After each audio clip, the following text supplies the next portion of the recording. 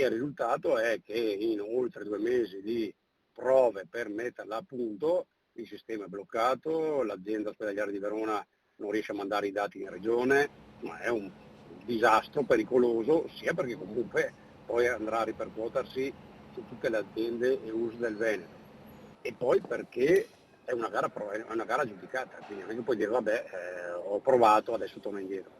La priorità ora per Flavio Tosi è evitare un pericoloso effetto domino su tutte le ULSS del Veneto. La questione riguarda l'implementazione del nuovo sistema informatico ospedaliero, il cosiddetto SIO, avviato da Azienda Zero nella sanità veronese. Una sperimentazione che il numero uno di Forza Italia in Veneto boccia sonoramente. C'è una gara da più di 120 milioni di euro aggiudicata e ci sono i dipendenti stufi perché non ce la fanno più e anche i pazienti, i cittadini, gli utenti, perché questo sistema ha ritardato le liste d'attesa, insomma ha creato dei grandissimi disguidi.